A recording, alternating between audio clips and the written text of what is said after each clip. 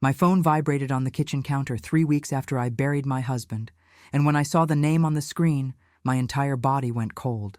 Jonathan Morrison. The billionaire CEO who had commanded David's professional life for 25 years had never, not once in all those decades, called me directly.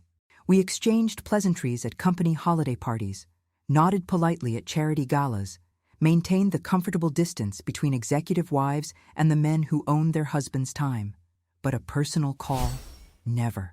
I answered with trembling fingers, and the voice that came through wasn't the confident baritone I'd heard giving speeches at corporate events. It was fractured, unsteady, like someone trying to hold themselves together with fraying rope. "Mrs. Diamond, Jade, I need you to come to my office immediately. I've discovered something you need to know before it's too late. Please, don't mention anything to Ethan yet." The way he said my son's name made my stomach drop.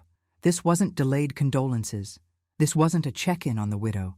This was panic, barely controlled, from a man who built empires by never showing weakness. "Jonathan, what's happened? Is something wrong with David's accounts? The life insurance?" There was a pause so heavy I could feel it pressing through the phone. "I can't discuss this over the phone. Please, Jade, come now, alone." I drove to the financial district with my hands gripping the steering wheel so tight my knuckles went white. Boston traffic crawled around me, horns blaring, people rushing to meetings that suddenly felt absurdly trivial. My mind was racing through 32 years of marriage like someone rifling through files in a burning building, looking for what I'd missed, what sign I'd ignored, what truth I'd been too comfortable to see. David had been distant the last 5 years. I'd told myself it was work stress, the pressure of managing portfolios for people who could buy small countries. I'd convinced myself that after 3 decades together, some emotional distance was normal, expected even. Marriages evolved, passion cooled into companionship, and wasn't that just the natural progression of long-term commitment? But now, driving toward whatever Jonathan Morrison couldn't say over the phone, I felt that comfortable narrative crumbling like cheap plaster. The Morrison & Associates building rose 43 stories into the gray November sky, all glass and steel and intimidating wealth. I'd been here exactly 4 times in 25 years, always for carefully orchestrated corporate events where wives were accessories to be displayed and then forgotten. David's office had been on the 37th floor. Jonathan's occupied the entire 43rd. Clara, Jonathan's assistant, met me in the lobby. I'd seen her at those same corporate functions, always perfectly professional, always maintaining appropriate boundaries. But when our eyes met, hers were red-rimmed and swimming with something that looked like pity mixed with dread. She didn't make small talk. She didn't offer coffee. She just said, "He's waiting for you," and guided me to the private elevator with a key card that bypassed all other floors. The elevator ride felt eternal and instantaneous all at once. My reflection in the polished brass doors showed a woman I barely recognized. 56 years old, dressed in the Armani pantsuit I'd bought for a client presentation last month. My dark hair with its carefully maintained champagne highlights perfectly styled, diamond studs David had given me for our 20th anniversary catching the light. I looked like success, like control, like everything was exactly as it should be. I looked like a lie. The elevator opened directly into Jonathan's executive suite, and I stepped into a space that probably cost more than most people's houses. Floor-to-ceiling windows overlooked the entire city, Boston sprawling below like a miniature model. Original artwork that I recognized from my years designing for wealthy clients lined the walls. Everything screamed power, permanence, unshakable foundation. Jonathan stood with his back to the elevator, shoulders rigid, staring down at his massive desk. When he turned, I saw something on his face I never expected to see on a man worth $3 billion. Guilt. Raw, devastating guilt that made him look 10 years older than his 63 years. "Jade, His voice cracked. He cleared his throat, tried again. "I don't know how to say this. When David passed, I had to review all his personal files, transfer responsibilities, close out accounts. Standard protocol. But I found..." He gestured toward his desk, and that's when I saw there were 2 chairs positioned in front of it instead of the usual single seat for visitors. "She's here. His daughter, Sophia." The words didn't make sense at first. They were English. I understood each individual word, but strung together like that they became nonsense. David had a daughter. Our daughter. Ethan. That's what he meant. Except he'd said it with such heavy finality, such careful emphasis on his daughter, not your daughter. I looked at the chairs, and that's when I saw her. My Italian leather bag, the one I'd carried for 7 years, the one David had bought me in Milan during what I thought was a romantic anniversary trip, hit the marble floor with a sound that echoed through the entire suite. The noise seemed to come from very far away, like I was underwater, drowning in air. She sat in the second chair, this young woman who couldn't have been more than 30, and she was David. Not figuratively. Not in some vague way where people grasp for family resemblances. She was David's face 25 years ago. David's eyes looking at me with a mixture of defiance and sadness I couldn't begin to process. David's exact shade of dark hair, David's way of holding her shoulders when she was nervous. My legs forgot how to work. Jonathan moved toward me, probably afraid I'd collapse, but I held up one hand and forced myself to stay standing. I wouldn't fall. Not in front of her. Not in front of this impossible girl who was destroying my entire life just by existing. She stood up, and I saw she was holding a thick folder. Professional. Prepared. This wasn't an emotional ambush. This was a planned presentation. "Mrs. Diamond," she said, and her voice was steady in a way that told me she'd practiced this, rehearsed exactly how this moment would go. "My name is Sofia Castellano. I'm 28 years old. I'm an administrative attorney working for a nonprofit in Providence, and I'm your husband's daughter from a relationship he maintained with my mother from 1994 until her death 8 months ago." I heard the words. I watched her mouth move. But my brain refused to convert sound into meaning, because if it did, if I allowed myself to actually comprehend what she was saying, then everything I thought I knew, everything I'd built my entire adult life on, would disintegrate. "That's impossible," I said, and my voice sounded strange, distant. "David and I have been married for 32 years. We were together for 34. You would have been born while you were married," Sophia finished. "I was born in 1996. You were married for 2 years. Ethan was 3 years old." The air in the room became too thick to breathe. Ethan was 3 when this girl was born. David had been the father I thought I knew, the husband I thought I trusted, changing our son's diapers and attending his preschool performances, while simultaneously creating another child with another woman. Jonathan finally spoke, his voice heavy with the weight of someone delivering a terminal diagnosis. "Jade, please sit down. Let me explain what I found." I didn't want to sit. Sitting meant accepting this was real, that this conversation was actually happening. But my body made the decision my mind couldn't, and I sank into the chair next to Sophia, this stranger who shared half my son's DNA, who carried proof of betrayal so profound I couldn't find its edges. Sophia opened her folder with practiced efficiency, and I realized she was treating this like a legal presentation. Professional. Clinical. Maybe that was the only way she could do this without breaking. My mother, Isabella Castellano, worked as an administrative assistant at Morrison & Associates from 1994 to 1997.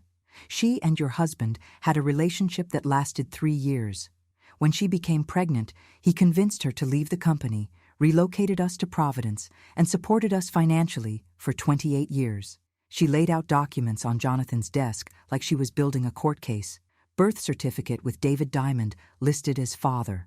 Photographs of her as a child, as a teenager, as a young woman, always with David in the frame, in parks I didn't recognize, at restaurants I'd never been to, celebrating birthdays and graduations, and ordinary Tuesday afternoons. Bank statements showing monthly transfers of $4,500 from an account I'd never known existed. Payments that started the month she was born and continued for 28 years. Email exchanges between father and daughter, hundreds of them, spanning her entire life. Subject lines like, "So proud of your debate tournament win," and "Can't wait for our lunch next week," and "Love you, kiddo." Each document was a knife. Each photograph was proof that while I was building what I thought was our life in Beacon Hill, David was building a parallel existence 90 minutes away in Providence. Every business trip, every late night at the office, every weekend, emergency meeting. Lies. All lies. A systematic architecture of deception that had lasted longer than some marriages. He promised my mother he would recognize me officially when I turned 30 and Ethan was established in his career, Sophia continued, and her voice wavered for the first time. He promised to include me in his will, give me the Diamond surname, introduce me to his family, my family. He died 2 years before he could keep that promise, and I discovered the will excludes me completely. 32 years of legal marriage erases 28 years of actual fatherhood. I found my voice, though it belonged to someone else. You want money. Her eyes flashed, and I saw David's temper there too. I want recognition. I want what he promised. I want my half-brother to know I exist. I want the 40% of the life insurance policy that lists me as beneficiary. I want the property in Providence that's registered under a shell corporation but is actually the house where my mother and I lived. I want everything he promised and never delivered, Jonathan intervened. Jade, I verified everything. David had a $1.2 million life insurance policy you didn't know about. 60% to you and Ethan, 40% to Sophia. There's a property in Providence worth approximately $850,000.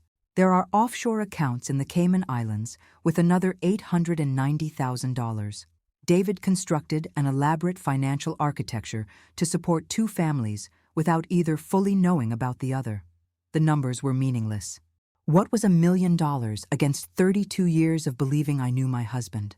What was $800,000 in property compared to every anniversary, every birthday, every ordinary Wednesday, when I thought we were building a life together and he was carefully maintaining 2 separate existences? How long have you known? I asked Jonathan, and something sharp entered my voice. How long did you help him hide this? His face crumpled. I swear to you, Jade, I discovered this 2 weeks ago when I started reviewing David's files. If I had known while he was alive, he trailed off, and I could see the guilt eating him. He'd been David's boss, his mentor, the closest thing David had to a father figure. He was wondering now what he'd enabled, what he'd overlooked, what signs he'd missed, because it was easier not to look. There's more, Jonathan said quietly, reaching into his desk drawer. He pulled out 3 sealed envelopes, each with handwriting I would recognize anywhere. David's handwriting. Precise, careful, each letter formed exactly as he'd been taught in expensive private schools. He left these in my office safe 6 months ago with instructions to deliver them in case of sudden death. He knew he had a heart condition. He was planning how to reveal everything when he died. He handed me the envelope with my name on it. The paper was heavy, expensive. Even in death, David maintained his standards. My fingers felt numb as I broke the seal and unfolded pages of confession in my dead husband's hand. I met David Diamond 34 years ago at a gallery opening in Cambridge, back when I was 22 and he was 24. I was working as a curatorial assistant while building my reputation as an interior designer, spending my days arranging other people's art and my evenings sketching room layouts in notebooks I couldn't afford to lose. He walked in wearing a suit that probably cost more than my monthly rent, but he didn't have that entitled arrogance some wealthy men carry like cologne. He was charming in a genuine way, funny without trying too hard, and when he looked at my design portfolio that I'd nervously shown him after 3 glasses of wine, he actually saw it, really saw it. We got married 2 years later in a ceremony at the Four Seasons that his parents paid for, because my family couldn't have afforded the flowers alone. His mother made it clear from the beginning that I was marrying up, that David was doing me a favor by choosing someone from my background. I told myself it didn't matter, that love was enough, that we'd build something beautiful together despite his mother's cold approval and his father's silent assessment of whether I was worth the investment. Ethan was born a year after the wedding. David was ecstatic, the kind of new father who actually changed diapers and woke up for midnight feedings, despite his demanding job at Morrison & Associates. He was 27 then, ambitious and hungry, determined to prove himself to Jonathan Morrison, the billionaire CEO who'd taken a chance on him. I remember thinking I had everything I'd ever wanted: a husband who loved me, a beautiful son, a career starting to gain real traction as wealthy clients began hiring me to design their brownstones and penthouses. I was so stupidly happy. Ethan was 3 when David started traveling more for work. Client meetings in Providence, he'd say. Potential accounts that required FaceTime, relationship building that couldn't be done over the phone. He'd leave Thursday afternoon and come back Friday night, smelling like hotel soap and carrying guilt presents. A cashmere scarf for me, a toy truck for Ethan. Little apologies for absence that I accepted because that's what supportive wives did. We understood that success required sacrifice, that building a career at a firm like Morrison and Associates meant missing some dinners, some bedtimes, some ordinary moments. I never questioned it. Why would I? David was attentive when he was home, affectionate in the ways that mattered, present for the important events. He made it to Ethan's preschool graduation, his first day of kindergarten, his Little League games. He was there for our anniversary dinners, our weekend brunches, our family vacations to Martha's Vineyard. He was my husband, my partner, the father of my child. He was also creating an entirely separate life 90 minutes away in Providence with a woman named Isabella and the daughter they'd made together while I was still nursing Ethan through colic and teething. My design business grew steadily through the years. Word of mouth in wealthy circles is everything, and I was good at what I did. I understood how people wanted to live, how to create spaces that felt both elegant and warm, how to spend their money in ways that made them feel sophisticated without being cold. By the time Ethan was 10, I had more clients than I could handle alone. By the time he was 15, I'd hired 2 assistants and was billing enough annually to support our family, even without David's income. Not that I needed to. David's career at Morrison and Associates skyrocketed. He became senior executive at 35, managing portfolios worth hundreds of millions by 40, Jonathan Morrison's right hand and most trusted advisor by 45.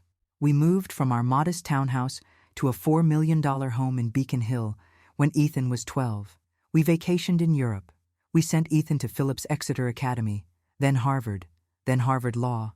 We were the picture of successful Boston upper-class life. But somewhere in those years, maybe around the time Ethan was 10 or 11, I started noticing David's absences more. Not just the quantity, but the quality. He was physically present, but emotionally distant, like part of him was always somewhere else, thinking about something or someone I couldn't see. Our intimacy became mechanical, scheduled, something we did because married couples were supposed to, not because desire pulled us together. I'd catch him staring at his phone with an expression I couldn't read, quickly switching screens when I entered the room. I told myself it was normal. Marriage wasn't supposed to be constant passion after 20 years. People grew, changed, developed separate interests. David was under enormous pressure at work, managing the wealth of people who could destroy careers with a phone call.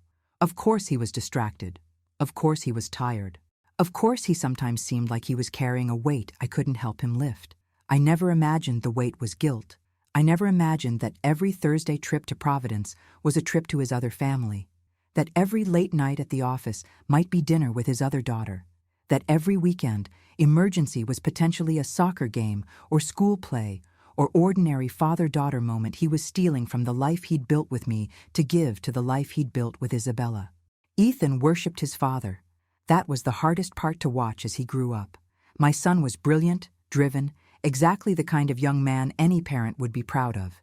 He graduated top of his class at Exeter, summa cum laude from Harvard, top 10% at Harvard Law. He joined a prestigious corporate firm. At 25, made junior partner at 29, was on track for full partnership by 35.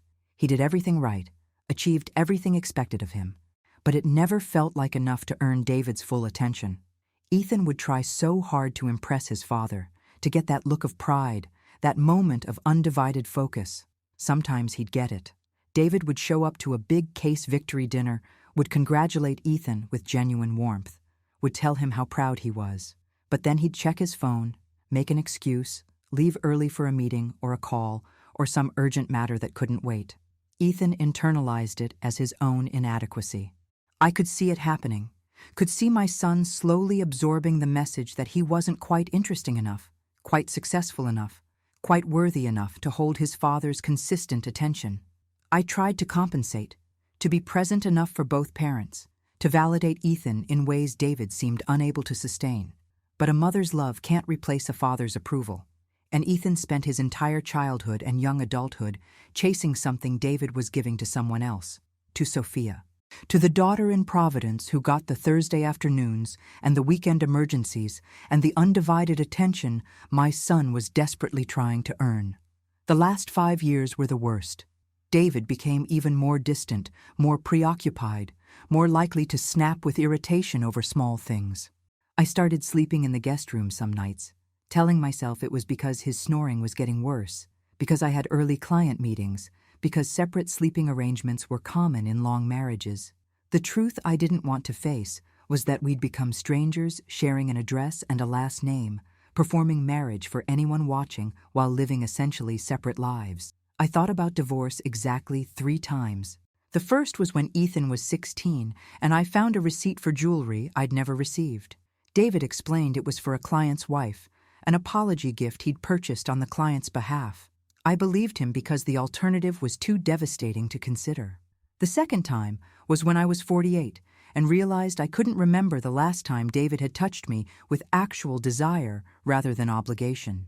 I didn't pursue it because Ethan was thriving, because divorce would disrupt the life we'd built, because I'd invested too much to walk away. The third time was 6 months before David died, when I found him crying in his study at 2 a.m. He said it was work stress, pressure from a difficult client. I held him while he sobbed and wondered who my husband really was. I never found out. 3 weeks after that midnight crying session, David collapsed in his office at Morrison & Associates. Massive heart attack, dead before the ambulance arrived. 58 years old, seemingly healthy, gone in an instant. Ethan was devastated in a way I'd never seen him break. He'd just made plans to have dinner with his father that week, was going to ask for advice about a partnership offer at his firm. The guilt of unmade plans, unspoken words, unearned approval that would never come now ate at him. I watched my 32-year-old son cry like a child at the funeral, and I couldn't even give him the comfort of believing his father had been everything Ethan thought he was. Because now, standing in Jonathan Morrison's office with Sophia Castellano and her folder of evidence, I knew the truth. David hadn't been too busy for Ethan because of work. He'd been too busy because he was dividing his time between 2 children, and our son had paid the price for his father's cowardice. I looked at Sophia, really looked at her, and saw not just David's features, but his mannerisms, the way she tilted her head when listening, the way she pressed her lips together when emotional, the way she held her hands folded in her lap with perfect posture. She'd learned these things from him, from my husband, from her father. She'd had 28 years of David's attention, his presence, his love. Ethan had spent 32 years competing for scraps. I opened David's letter with hands that wouldn't stop shaking. His handwriting was neat, controlled, each word carefully formed the way he did everything in life. Methodical, deliberate. Even his confession was organized. "My dearest Jade," it began, and I almost laughed at the audacity. Dearest. As if the word meant anything coming from a man who'd constructed an entire shadow life behind my back. If you're reading this, I'm gone, and you've met Sophia. I'm sorry you had to find out this way. I'm sorry for many things, but mostly I'm sorry I was too much of a coward to tell you the truth while I could still face the consequences. You deserved honesty. You deserved a husband who was fully present, fully committed, fully yours. Instead, you got a man who tried to live 2 lives and failed everyone in both of them. My eyes blurred. I forced myself to keep reading. I met Isabella when she started working at Morrison & Associates. You and I had been married 2 years. Ethan was 3. I was 27 and stupid and flattered that someone looked at me like I was more than just another junior executive trying to make my mark. It started as an affair, something I told myself would end. That didn't mean anything. But then she got pregnant, and suddenly it meant everything. I looked up at Sophia. She was watching me read with an expression I couldn't decipher, waiting, bracing herself for my reaction. "I should have told you then," the letter continued. "I should have asked for a divorce, should have made a clean break, should have given both you and Isabella the dignity of full transparency. But I couldn't bear the thought of losing you, of destroying Ethan's stable home, of disappointing my parents who'd finally accepted our marriage. And Isabella, God help her, loved me enough to accept a half-life, if it meant keeping me at all. So we created an arrangement, I'd support her and Sophia financially, visit them regularly, be as much of a father as I could be within the constraints. Isabella moved to Providence. I told you it was a new client territory that required frequent visits. The methodical cruelty of it took my breath away.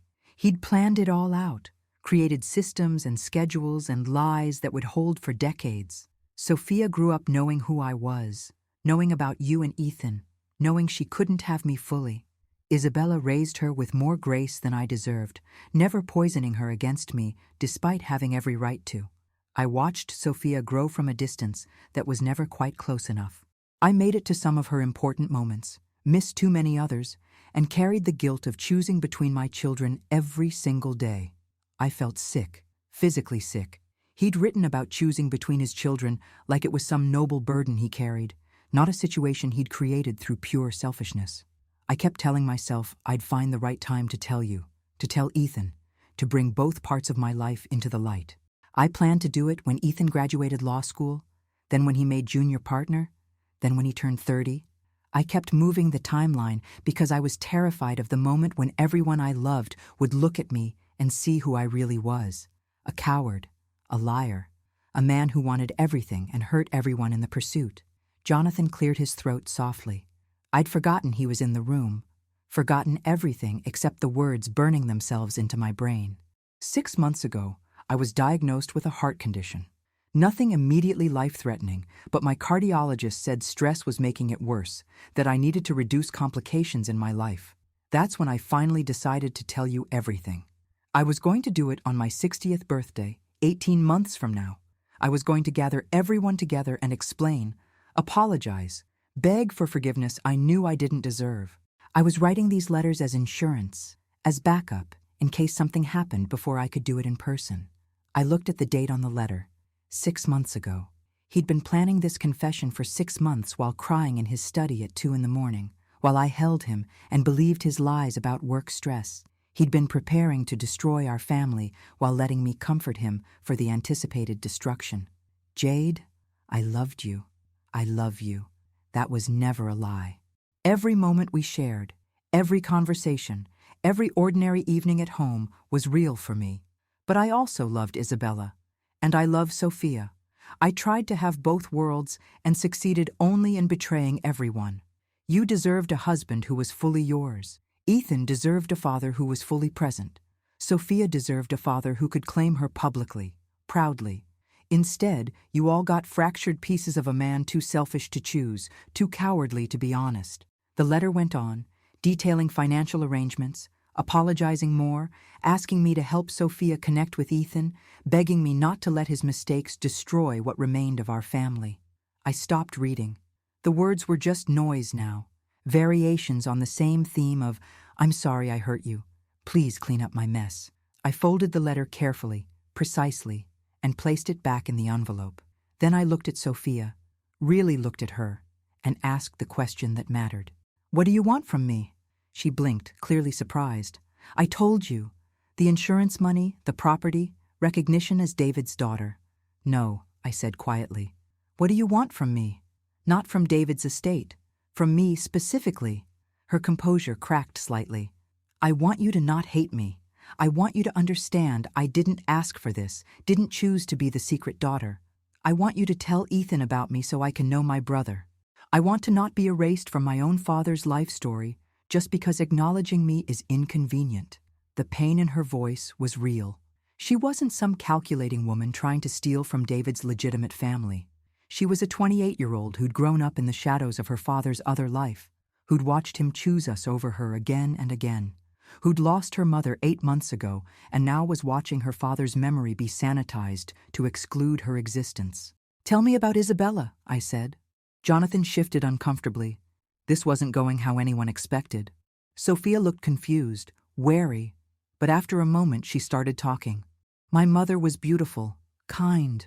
Too kind, really. She loved my father her entire adult life, from the time she was 23 until she died at 51. She never dated anyone else, never even tried. She said she'd rather have 10% of him than 100% of anyone else. Sophia's voice broke. She taught piano lessons to make extra money, even though his support was enough, because she wanted to feel like she was contributing, like she wasn't just someone he kept. She died of ovarian cancer. It took 18 months. David visited her 3 times during those 18 months. 3 times in 547 days. He sent money for treatments, for hospice care, for everything medical. But he came 3 times. I felt something crack inside my chest. Not sympathy for David, but recognition of shared pain. Isabella had spent 28 years loving a man who gave her scraps. I'd spent 32 years with the same man, believing I had the whole meal when I'd just had a different set of scraps. "I'm sorry about your mother," I said, and meant it. Sophia wiped her eyes quickly. "She made me promise not to contact you while David was alive. She said it wasn't fair to you, that you'd done nothing wrong, that this was between her and him. But after she died, and then he died, and I found out the will excluded me completely, I couldn't just disappear. I couldn't let him erase me even in death." Jonathan spoke up. "Jade, there's more you need to know. David had a safety deposit box in Providence that only came to my attention when closing his accounts. I had to get a court order to access it. Inside were albums, photograph albums documenting Sophia's entire life. Her first day of school, her first communion, dance recitals, debate tournaments, high school graduation, college graduation, law school graduation. David was in maybe a third of the photos, but every single event was documented. He pulled out one of the albums from his desk drawer and placed it in front of me. I didn't want to open it. Opening it would make Sophia's existence undeniable, would force me to see the evidence of David's parallel love in glossy color photographs. But I opened it anyway. There she was at 5 years old, missing her 2 front teeth, sitting on David's lap at what looked like a beach. David was smiling with genuine joy, the kind of unguarded happiness I rarely saw in him during those years. There she was at 12 with braces and an awkward smile, holding a trophy while David stood beside her with his hand on her shoulder, proud. There she was at 18 in a cap and gown, David in the background of the shot, far enough away to not be obvious, but close enough to be present for her high school graduation. The same graduation where he'd told me he had an emergency client meeting and couldn't attend. I flipped through the pages mechanically.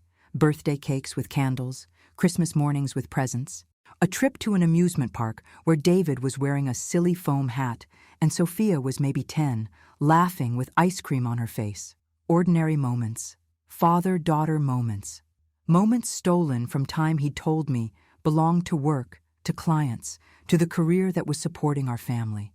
Ethan asked him to come to his college debate championship when he was 19, I heard myself saying. David said he had a critical meeting in Providence with a potential client worth 8 figures. He missed it. Ethan lost the championship, called home crying, and David wasn't there because he was at a critical meeting. I looked at a photograph dated that same month.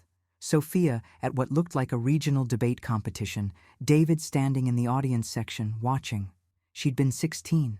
My son had needed his father, and David had chosen to watch his other child compete instead. He didn't miss for work, I said flatly. He missed because he was being your father that day, instead of Ethan's. Sophia's face went pale. I didn't know. He never told me about missing things with Ethan. He never told me about you at all except in the vaguest terms. I knew he was married, knew he had a son, but he never gave details, said it was to protect everyone. To protect himself, I corrected. Details make things real. As long as we were all abstractions to each other, he could maintain the fantasy that he was doing right by everyone. But the truth is, every moment he gave you was stolen from Ethan, and every moment he gave Ethan was denied to you. He didn't have 2 families. He had 2 sets of victims. The words hung in the air.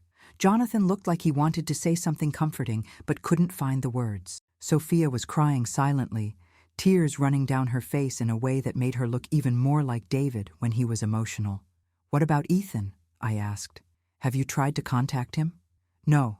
I wanted to talk to you first. He's easy to find. There are articles about him online. His firm has his profile on their website. I've looked at his picture probably 100 times. We have the same eyes, the same nose. Anyone who saw us together would know immediately we're related. He's going to be destroyed, I said quietly. Not just by the affair, by the secret sibling, but by the realization that every time he felt like he wasn't good enough for David's attention, it wasn't because he was inadequate. It was because David was deliberately dividing his time and Ethan was paying the price. I know, Sophia whispered. I thought about not coming forward at all, just taking the inheritance I'm entitled to and disappearing. But I can't. He's my brother, my only sibling. And I've lost everyone else. I understood then what she really wanted. It wasn't primarily the money, though she deserved that. It wasn't even recognition of her father, though she deserved that too. She wanted family. She wanted connection. She'd grown up as a secret, and now she wanted to exist in the light. I closed the photo album and stood up. My legs felt steadier now. The initial shock was hardening into something else, something colder and more focused. Jonathan, I need complete documentation of everything David hid from me. Every account, every property, every financial transaction. I want to know exactly how much of our marital assets he was diverting to maintain his second life. I want to see the full architecture of his deception. Of course, Jonathan said immediately. I'll have Clara compile everything by tomorrow morning.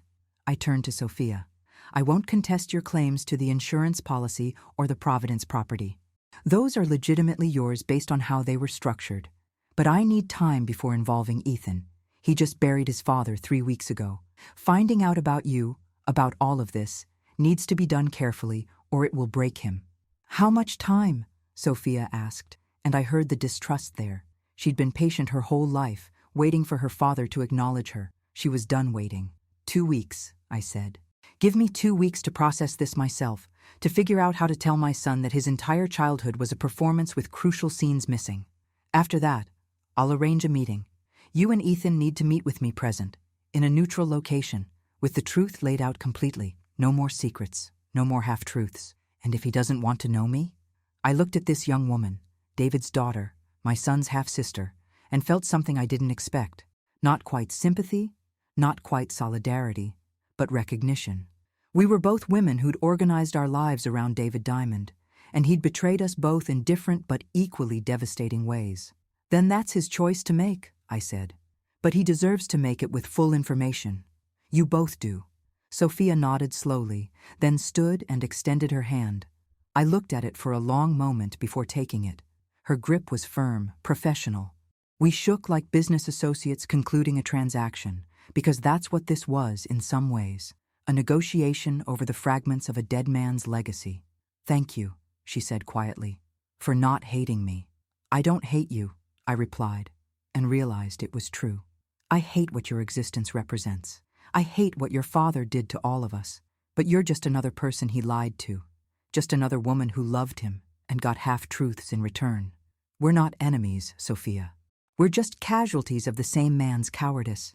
She left after that, clutching her folder of evidence like armor. Jonathan poured us both scotch from a crystal decanter, expensive single malt that probably cost more than my first car. We drank in silence for a few minutes, watching the Boston skyline darken as afternoon shifted toward evening. I should have seen it, Jonathan finally said. 25 years I worked side by side with him. All those trips to Providence, all those carefully blocked out Thursday afternoons. I should have questioned it. He was your protege, I said. You wanted to trust him. We all did. That's what he counted on.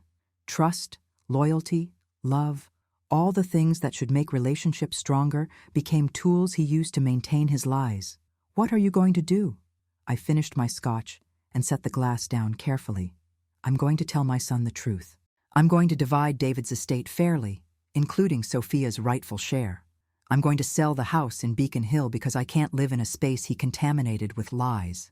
And then I'm going to rebuild my life into something that's entirely mine, not shaped by or dependent on or defined by David Diamond's choices.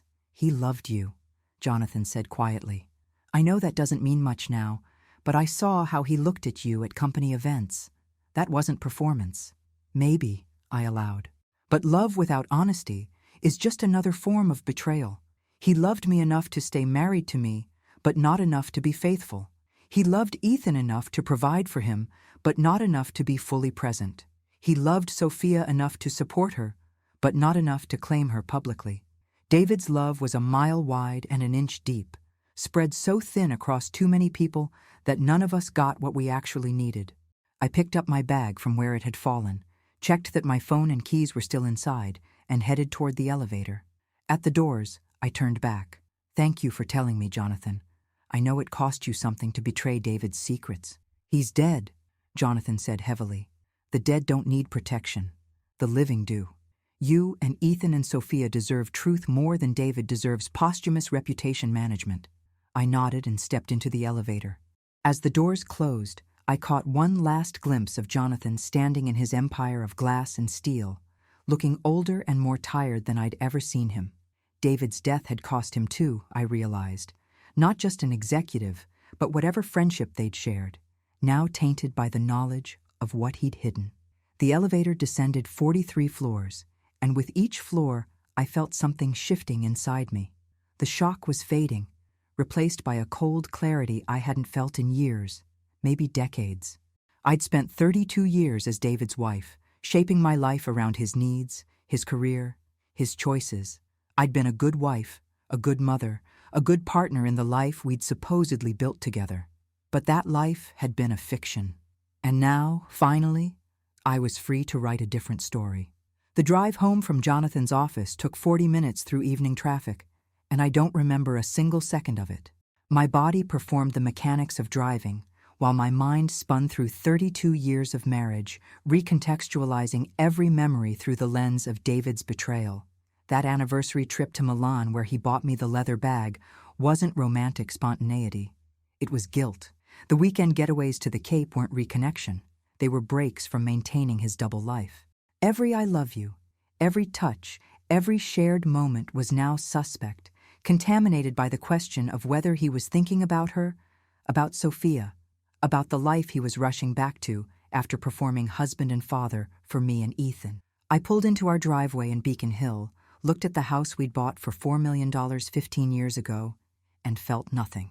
This beautiful historic brownstone, with its original moldings and restored hardwood floors and the interior design I'd agonized over for months, was just a building now.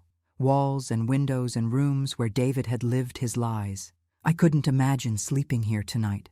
Couldn't imagine walking through spaces he'd contaminated with his systematic deception.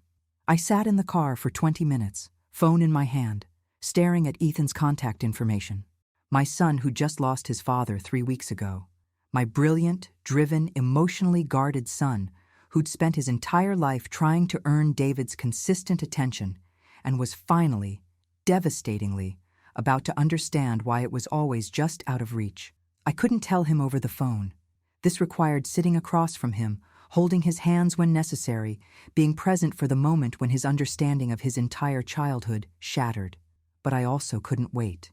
Every hour I delayed was another hour of letting him grieve a father who didn't fully exist, another hour of dishonoring the truth that Sophia deserved to have acknowledged. I called him. He answered on the second ring. "Mom, everything okay?" His voice held immediate concern. I'd been calling him daily since David died, but never this late in the evening. "I need you to come to dinner tomorrow night. Just you, not Lauren." Lauren was his fiancée, a brilliant corporate attorney he'd been with for 2 years. She didn't need to witness what was about to happen. Is something wrong? Did something happen with Dad's estate? Everything was wrong. And yes, something had happened with his father's estate, with his father's life, with everything Ethan thought he knew about his family. "We need to talk, in person. Tomorrow at 7, come to the house." I heard the shift in his breathing, the way anxiety changed his voice slightly. "Mom, you're scaring me." "I know, sweetheart.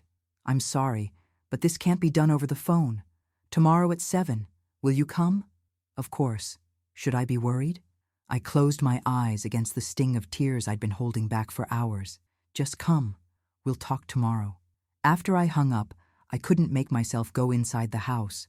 Instead, I drove to the Four Seasons, checked into a suite without luggage, and sat on the edge of the perfectly made bed, staring at nothing. The irony wasn't lost on me. David and I had gotten married at this hotel 32 years ago. Now I was hiding here because I couldn't bear to sleep in the home we'd shared. I ordered room service I didn't eat, took a shower that lasted until the water ran cold, and lay awake all night replaying my marriage like a detective reviewing footage for clues I'd missed. The business trips, the late nights, the emotional distance that I'd attributed to work stress, the times he'd smelled different, not like his usual cologne, and I'd convinced myself it was just hotel soap or a different laundry detergent. The receipts for restaurants in Providence that he'd explained as client dinners, the way he'd sometimes slip and mention something about Rhode Island that he shouldn't have known if he'd only been there for business meetings. The clues had always been there. I just hadn't wanted to see them, because seeing them meant accepting that my marriage was a performance, that the man I'd built my life around was a stranger wearing a familiar face. At 6 a.m, I called Jonathan's direct line. He answered immediately, voice rough with sleep. "Jade? What's wrong?" "I need those documents today. All of them. Everything you found. I'm telling Ethan tonight and I need to show him proof. He's going to think I'm lying or crazy or that you made a mistake. He worshipped David. He needs to see irrefutable evidence. I'll have Clara bring everything to you by noon. Where should she deliver it?" I gave him the hotel address, then added, "I need you to be there tonight, when I tell him. You're the only other person who can verify this is real, who can confirm that these aren't forgeries or misunderstandings. Ethan trusts you. He needs to hear from you that his father actually did this." Jonathan was quiet for a moment. "Are you sure? This is a family matter. I don't want to intrude. You're already involved. You're the one who found everything, who brought Sophia to me. And Ethan will have questions about the business side, about how David managed to hide all this for so long. You're the only person who can answer those questions. Please, Jonathan, I can't do this alone." "What time?" 7. "I'll order dinner, though I doubt any of us will be able to eat." "I'll be there," he promised. Clara arrived at 11:30 with 3 boxes of documents: bank statements, property records, photographs, legal papers, copies of David's letters, everything that proved Sophia's existence and David's elaborate deception. I spent the afternoon organizing it all, creating a timeline, building a case like I was preparing for trial, because in a way I was. I was prosecuting David posthumously for crimes against our family, and Ethan was both jury and victim. At 5 o'clock, I finally went home. I showered again, changed into clothes that felt like armor, a navy cashmere sweater and tailored pants that made me look composed even though I was fragmenting inside. I ordered dinner from the restaurant where David and I had celebrated anniversaries, an act of bitter poetry that felt appropriate. I set the dining room table for 3, placing the boxes of evidence on the sideboard like exhibits in a museum of betrayal. Jonathan arrived at 6:45, dressed casually for him, which meant expensive slacks and a button-down instead of a suit. He looked at the boxes, at my face, and didn't say anything. Just squeezed my shoulder briefly before taking his seat. Ethan arrived exactly at 7, punctual like his father had always been. He walked in looking confused and worried, still in his work clothes, clearly having come straight from his office. He saw Jonathan and his confusion deepened. "Mr. Morrison? I didn't know you'd be here." "Sit down, Ethan," I said quietly. "There's something you need to know about your father. Something that's going to change everything you think you understand about your childhood, about our family, about who David really was." My son sat slowly, eyes moving between me and Jonathan, trying to read what was coming. He couldn't. No one could have anticipated this. I opened the first box and pulled out the photograph of 5-year-old Sophia sitting on David's lap at the beach, both of them smiling like they didn't have a care in the world. "Your father had another daughter," I said, and watched my son's world begin to collapse. "Her name is Sophia. She's 28 years old, and she's been part of his life since before you can remember." Ethan stared at the photograph like it was written in a language he didn't speak. His eyes traced David's face, then the little girl's face, then back to David, searching for some explanation that would make this make sense. When he finally looked up at me, his expression was something I'd never seen before. Not quite disbelief, not quite understanding, but somewhere in the terrible space between. "I don't understand what I'm looking at. Your father had an affair with a woman named Isabella Castellano starting in 1994. It lasted 3 years. She got pregnant in 1995 and had a daughter in 1996. Your father supported them financially for 28 years. He visited them regularly in Providence. He was part of Sophia's life her entire childhood, while simultaneously being part of yours."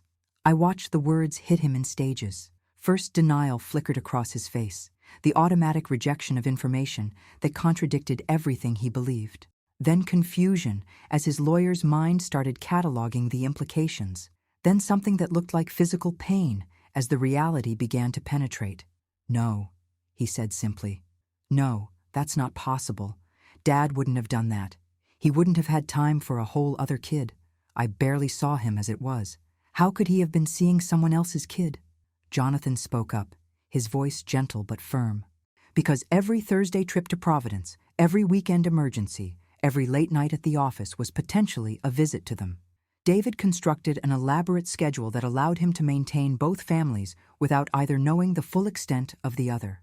Ethan stood up abruptly, his chair scraping against the hardwood floor. "This is insane. You're telling me my father, who was barely present in my life, was spending time with some other kid instead? Why? Why would he do that?" "Because he got her mother pregnant and felt responsible," I said. "Because he was too cowardly to choose, so he tried to have both. Because he convinced himself he could make it work if he just managed the logistics carefully enough." "I don't believe you." But his voice cracked when he said it, and I could see the doubt already creeping in. Ethan was brilliant, analytical. His mind was already racing through memories, reframing them, finding the pattern he'd been too close to see. I pulled out more photographs. Sophia at 10 with David at a piano recital. Sophia at 15 with David at her high school debate tournament. Sophia at 22 in her college graduation gown.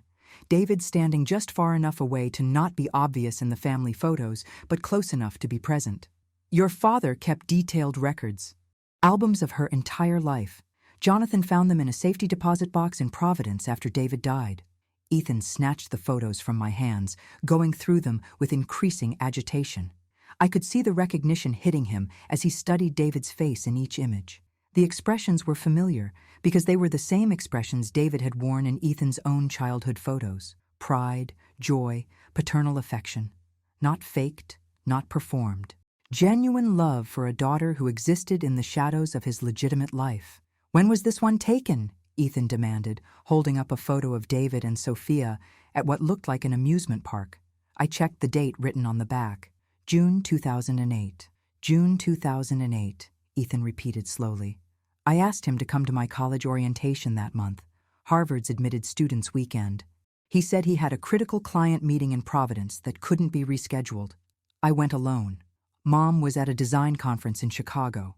I walked around campus by myself, surrounded by other kids and their parents, and told myself it didn't matter, that Dad was building our financial security, that I needed to be understanding. His voice was rising now, anger bleeding through the shock. He wasn't at a client meeting. He was at a fucking amusement park with her. "Ethan," I started, but he cut me off. "How many times? How many times did he choose her over me? How many debates, games, performances, important moments did he miss because he was being her father instead of mine?" Jonathan pulled out a folder. "I cross-referenced your father's calendar with the photographs and documentation we found. Over the course of your childhood, there were at least 47 documented occasions where David missed events with you to attend events with Sophia. That's just what we can prove. The actual number is likely higher. 47. 47 times David had made an active choice to be Sophia's father instead of Ethan's. 47 times my son had felt the sting of paternal absence and internalized it as his own inadequacy. 47 times David had stolen from one child to give to the other. Ethan sat back down slowly, like his legs couldn't hold him anymore.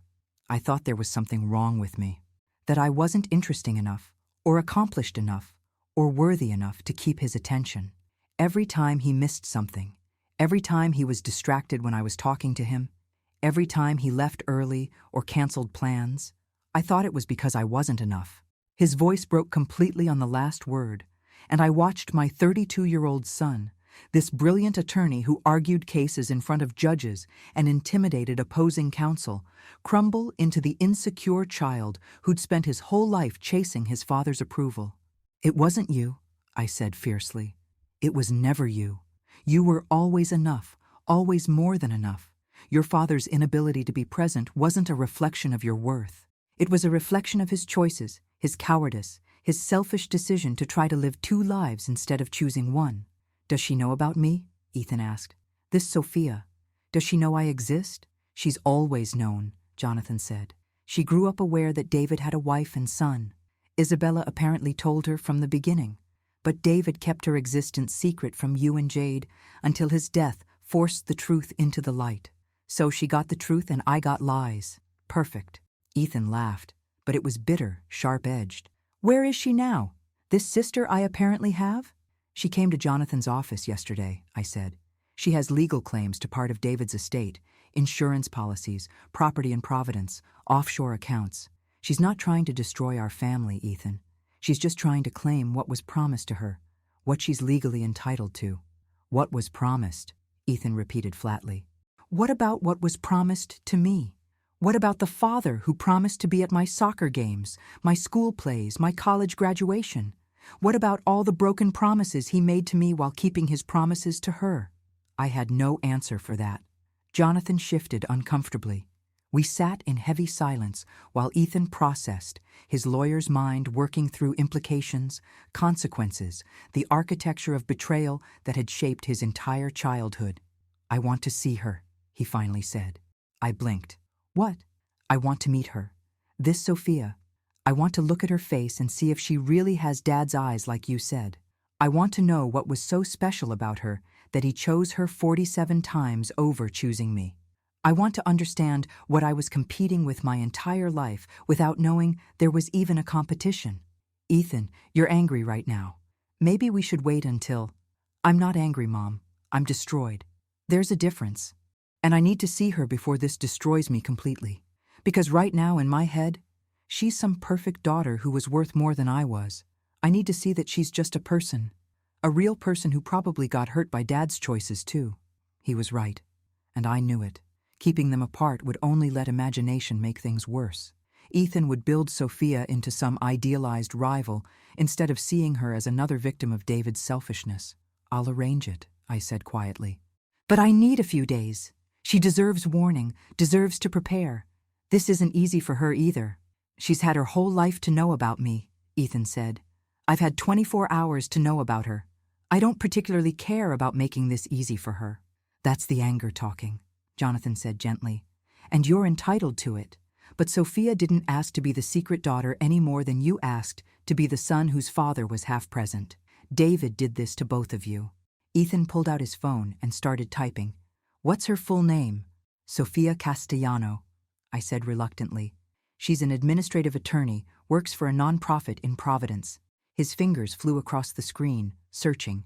After a moment, he held up his phone, showing a LinkedIn profile. Is this her?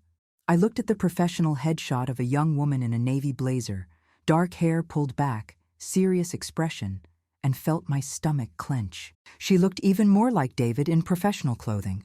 The same intensity in her eyes, the same set of her jaw when she was being serious. That's her, I confirmed.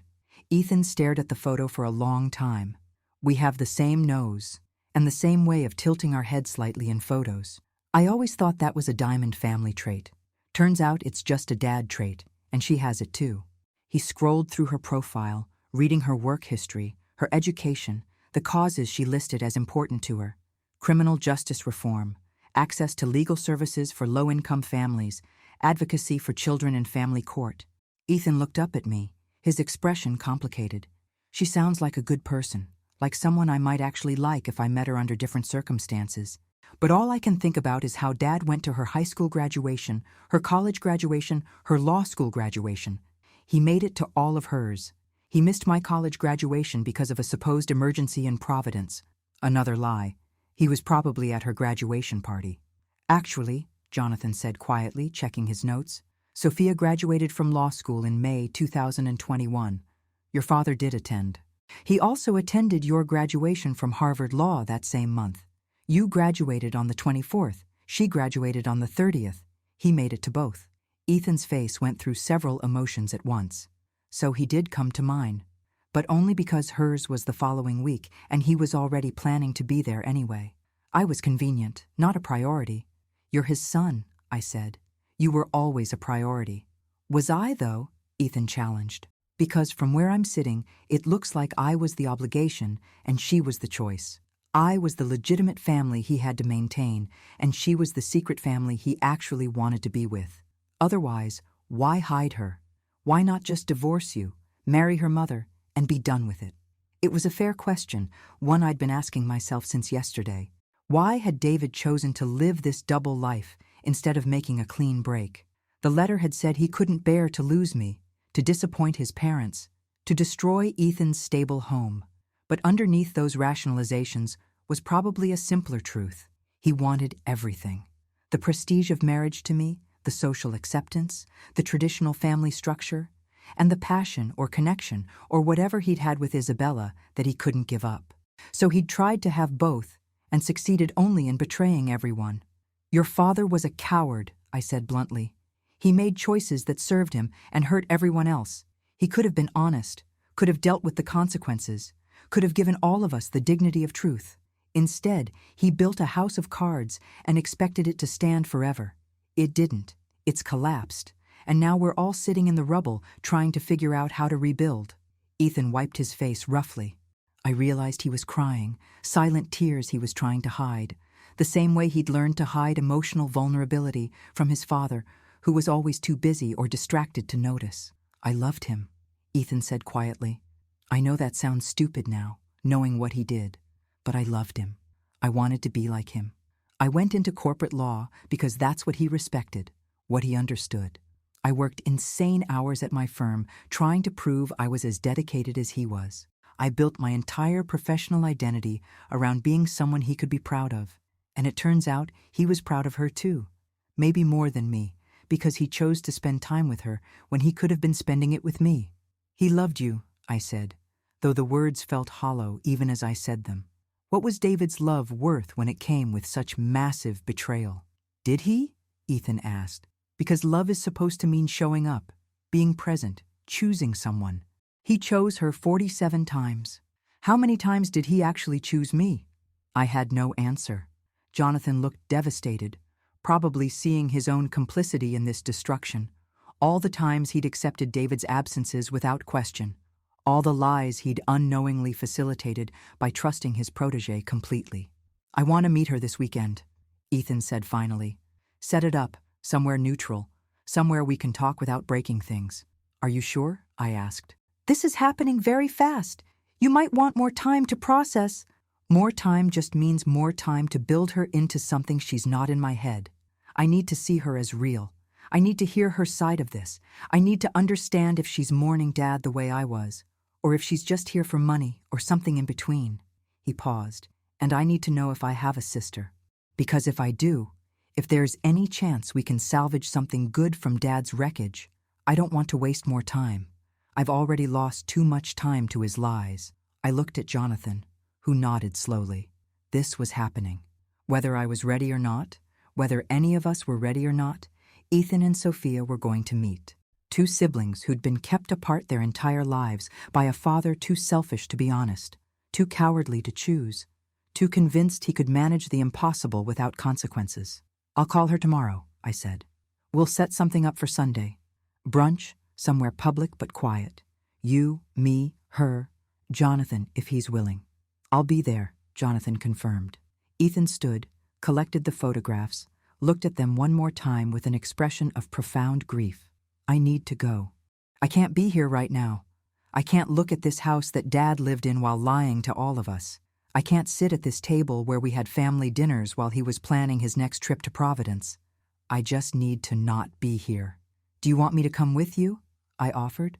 No, I need to tell Lauren. She deserves to know why I'm going to be a disaster for the next few weeks, and I need to be alone with this for a while. Process it without having to perform okay for anyone else. He headed for the door, then turned back. Mom, I'm sorry. This is happening to you too, and I'm making it about me. He betrayed you worse than anyone. You were married to him for 32 years, thinking you knew who he was. We're all victims of your father's choices, I said. There's no hierarchy of pain here. We all lost something. We're all grieving not just his death, but the death of who we thought he was. After Ethan left, Jonathan and I sat in the dining room surrounded by evidence of David's betrayal. The uneaten dinner, the boxes of documentation, the photographs of a life David had lived in the margins of ours. This is going to get uglier before it gets better, Jonathan said finally. I know, I replied. But at least now we're dealing with truth instead of comfortable lies. That has to count for something. Does it? Is truth better when it destroys everything? I thought about that. Thought about 32 years of marriage built on partial truths and careful omissions. Thought about Ethan spending his childhood feeling inadequate because he couldn't see the real reason for his father's divided attention. Thought about Sophia growing up in shadows, never allowed to exist fully in her father's world. Thought about Isabella loving a man who would only give her pieces of himself. All that pain, all that damage, all because David had chosen comfortable lies over difficult truth. Yes, I said finally. Truth is better, even when it destroys everything, because at least now we can rebuild on solid ground instead of quicksand. Sunday morning arrived with the kind of crisp November clarity that makes Boston look like a postcard. I'd chosen a small restaurant in Cambridge, neutral territory, where neither Ethan nor Sophia had history. Jonathan arrived first, looking like he'd slept as poorly as I had. Ethan came next, dressed casually in jeans and a sweater, his eyes red-rimmed in a way that told me he'd spent the last 3 days crying when no one was watching. Lauren had called me twice, worried about him, asking if there was anything she could do. I'd told her what I was beginning to understand myself. Sometimes you just had to sit in the wreckage and feel it before you could start rebuilding. Sophia arrived exactly on time, and I watched Ethan's face as he saw her for the first time in person. The recognition was immediate and visceral. They had the same eyes, the same nose, the same unconscious way of squaring their shoulders when nervous. Anyone looking at them would know instantly they were siblings. The resemblance wasn't subtle or debatable. It was undeniable. "Ethan," she said quietly, and her voice shook slightly. "I'm Sophia." "I know who you are," Ethan replied, not unkindly, but not warmly either. "I've been looking at your LinkedIn profile for 3 days trying to understand how my father managed to have a whole other daughter without anyone noticing." We sat down, ordered coffee none of us would drink, and faced each other across a table that felt like a negotiating space, which, in a way, it was. We were negotiating the terms of how we'd all move forward from the ruins of David's deception. Sophia spoke first. "I know you hate me. You have every right to. I represent everything your father hid from you, every lie he told, every moment he wasn't present, because he was with me instead." "I don't hate you," Ethan said slowly, and I could tell he was surprising himself with the truth of it. "I hate what you represent, like you said. But I've spent 3 days being angry at you, and it's exhausting. You didn't ask to be born. You didn't ask him to keep you secret. You're just a person who got dealt a shitty hand by the same father who dealt me one." Something in Sophia's posture relaxed slightly. "My mother died 8 months ago. Cancer. Your father came to see her 3 times during the 18 months she was dying. 3 times. He sent money for everything medical, but he came 3 times. When she died, I felt angry at him for the first time in my life. Really angry. Not sad, not understanding, just furious that he could claim to love her for 28 years and only show up 3 times when she was dying. He did the same thing to me," Ethan said. "Different circumstances, but the same pattern. He'd show up for the big moments when it mattered for appearance, but the daily stuff, the unglamorous reality of actually being present, that was too much commitment. He was great at grand gestures and terrible at consistent follow-through. They were finding common ground, I realized, bonding over shared disappointment in a father who'd failed them both in similar ways. It wasn't forgiveness, wasn't acceptance, but it was recognition of shared experience. "Mom says you're an attorney," Ethan continued. "Administrative law, working with nonprofits. That's what Dad always wanted me to do, actually. He said corporate law was lucrative, but helping people was meaningful. I always thought he was being hypocritical, working for billionaires while preaching about service. But maybe he was just trying to live vicariously through us, trying to be better in us than he managed to be himself. Or maybe he was just saying whatever he thought each of us wanted to hear," Sophia said with an edge. "He was good at that, telling me my mother was the love of his life, while telling you and Mrs. Diamond you were his real family. Making everyone feel special while being fully present for none of us. We talked for 2 hours, painful, honest conversation about what David had been to each of us, how we'd experienced his presence and absence, the ways he'd shaped and damaged us. Ethan told Sophia about the debate championship David missed, about feeling inadequate his entire childhood. Sophia told Ethan about her high school graduation, where David sat in the back row, unable to be in family photos, unable to claim her publicly. They traded stories like wounded soldiers comparing scars, finding connection in shared trauma. Jonathan mostly listened, interjecting occasionally with information about David's finances, his schedule management, the logistics of how he'd maintain two families. The conversation was therapeutic in its way, a collective exorcism of the ghost David had left behind. "What happens now?" Sophia finally asked.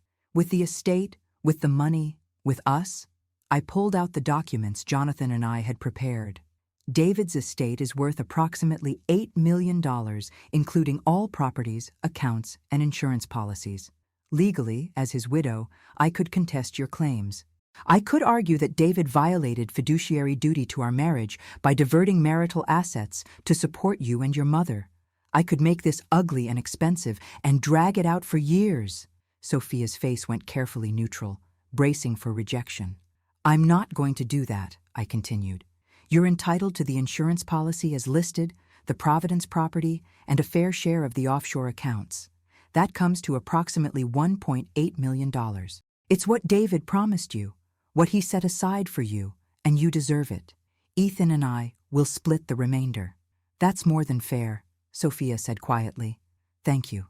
"Don't thank me," I said. "This isn't generosity. It's just recognizing reality.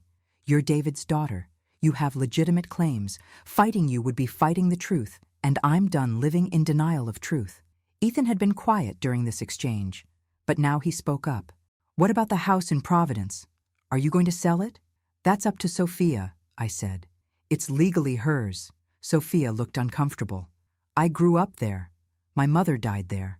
But I can't afford to maintain it, and living there feels like staying trapped in the past. I was planning to sell it." "Don't," Ethan said suddenly. "Keep it. I'll help with maintenance costs, property taxes, whatever you need. Keep it as a place where we can both have connection to Dad if we want it, or as an investment, or as a backup plan. Just don't sell it yet. We've lost enough." Sophia's eyes filled with tears. "You'd do that?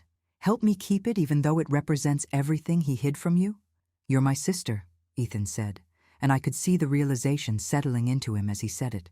"I spent 3 days hating you, but the truth is, I always wanted a sibling.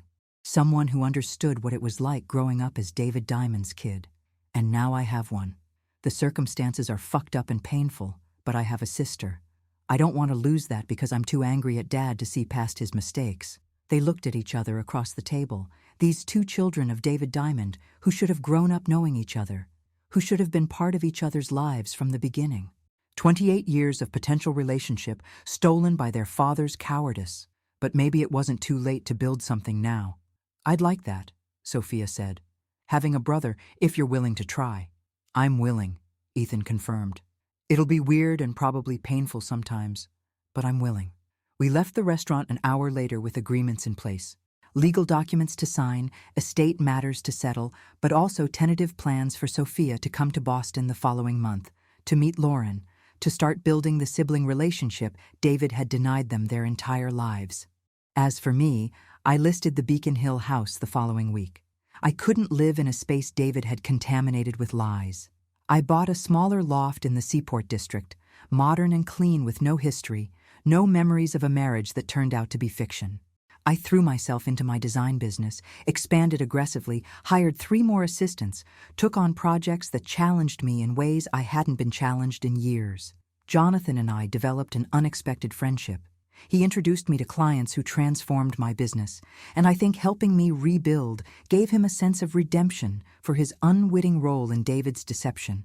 We had dinner once a month, 2 people connected by the betrayal of someone we'd both loved and trusted. 3 months after that first meeting, Ethan called me with news. He and Sophia had done DNA testing, not because they doubted the relationship, but because they wanted official documentation. The results confirmed what we all already knew. They were half-siblings, sharing exactly 50% of their DNA through David. But Ethan said something that stuck with me. "The DNA just confirms biology," he said. "But what makes her my sister is the choice we're both making to build a relationship despite how we got here. Dad gave us genes. We're giving each other family." I thought about that a lot in the months that followed, about how family isn't just biology or legality, but choice and commitment, about how David had failed us all, not because he divided his love between two families, but because he refused to be honest enough to give any of us the choice to love him fully, knowing the truth. I still think about David sometimes, still miss aspects of who I thought he was, but I don't miss the marriage anymore. I don't miss building my life around someone who was fundamentally dishonest at his core. I miss the illusion sometimes, the comfortable fiction of a stable partnership. But truth, even painful truth, is a firmer foundation than the prettiest lie. Ethan and Sophia are building a real relationship, awkward and careful, but genuine. They have dinner every few weeks, text sporadically, are learning each other's rhythms and quirks. They're creating something David never gave them, honest connection built on truth rather than secrets. As for me, I'm rebuilding myself into someone who exists independently of David Diamond's choices, someone who defines success by honesty rather than appearances, who values authentic connection over comfortable illusions. I'm 56 years old, starting over in ways I never anticipated.